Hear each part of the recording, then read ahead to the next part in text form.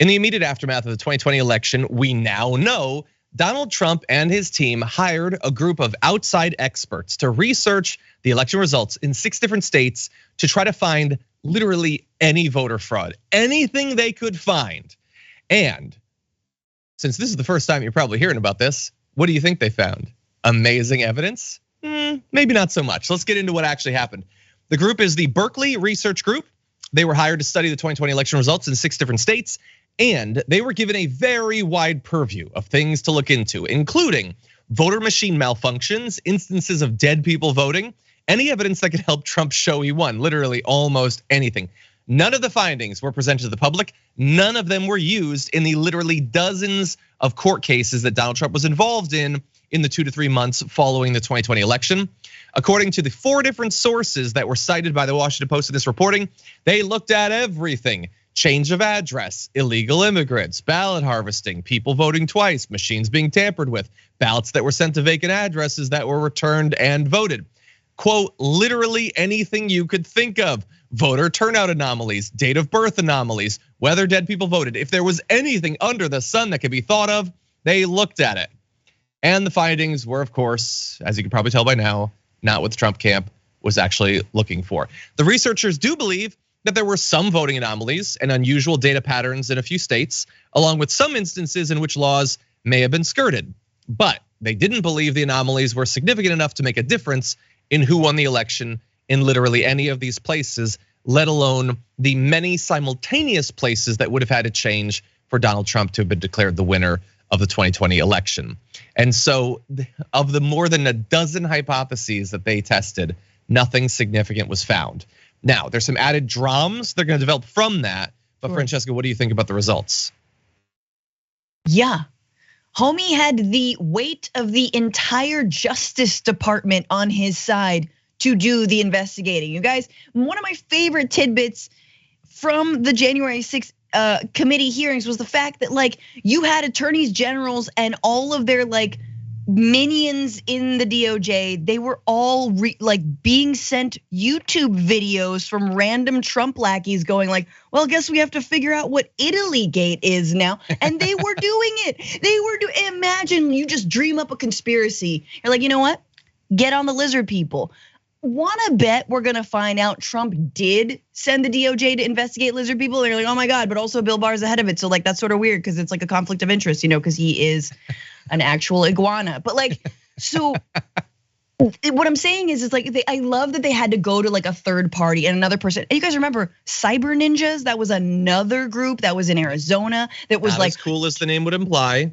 Right, super not as cool, probably because they did their ninja, and guess what? They found out that Joe Biden won by even more votes. Stupid.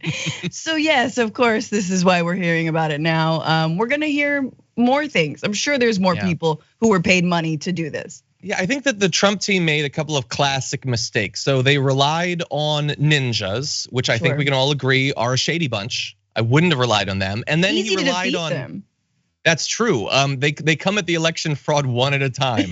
Yeah. Anyway, and then he turned to academics to look into it. I mean, they're all bought off by Soros. So what did you expect, Trump? But anyway, in the end, senior researchers from Berkeley Research Group had to present the findings, and they did so on a phone call. And I want to be very clear. This did not just have people like Mark Meadows and others, the aides. Donald Trump was on this phone call, and that is very important going forward in ways that we will discuss. So they discussed what they found. Meadows showed skepticism of the findings and continued to maintain that Trump won, always the sign of intellectual honesty and an open, curious mind when you hire experts to conduct vigorous research and it does absolutely nothing to change your opinion. So that was Meadows. Trump also continued to say he won the election. The call grew contentious, they say. And I bet it did. I bet there was some elevated voices. I bet there might have been a few F-bombs coming from Trump. And coming out of it, of course, what is important to know is that it did nothing to change the statements they were making about election fraud.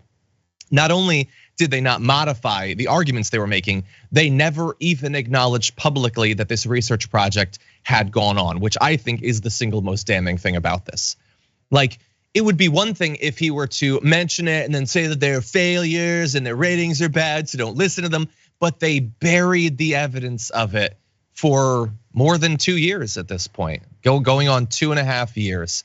And they continue to lie about everything. And everybody was reached out to for comment on this.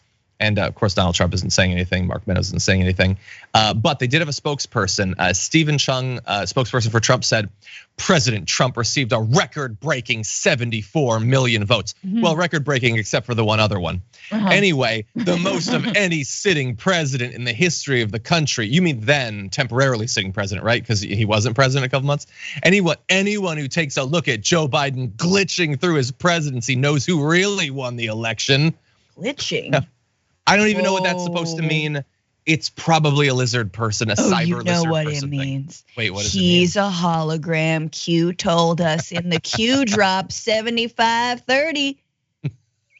That was a good one. It was a really good one. But anyway, here's why. One last thing about why I think this is important, because what we've discovered as a nation, I don't know, maybe people who follow a lot of true crime already knew this.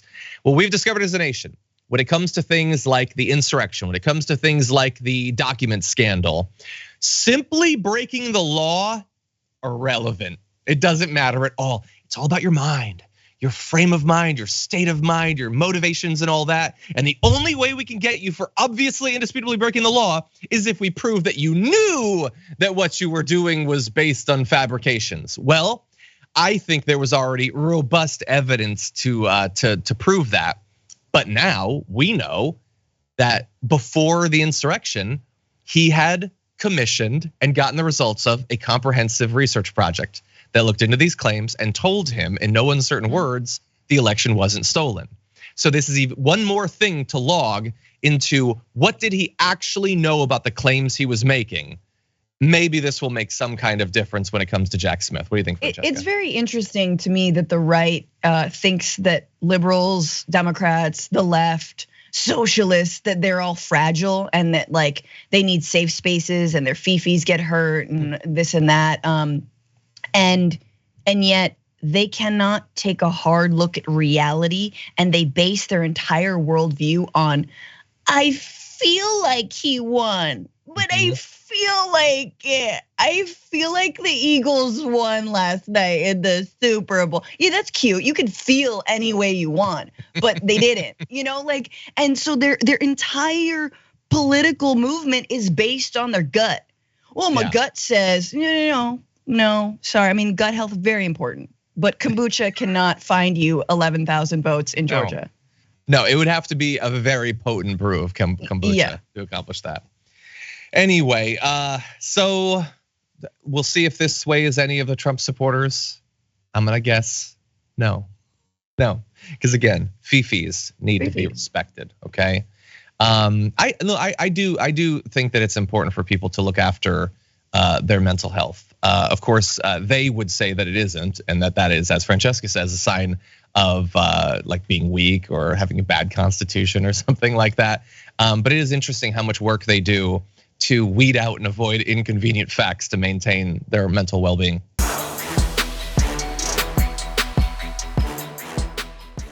Check out the Damage Report podcast each day, wherever you get your podcasts, whether Pocket Casts or Stitcher or iTunes. You can join me as I give you the news and stories you want, with a range of co-hosts and interview guests jumping in on the fun each day. Again, that's the Damage Report, wherever you get your podcasts. And if you get them at iTunes, don't forget to rate and review. Sometimes I'll read them live on the show.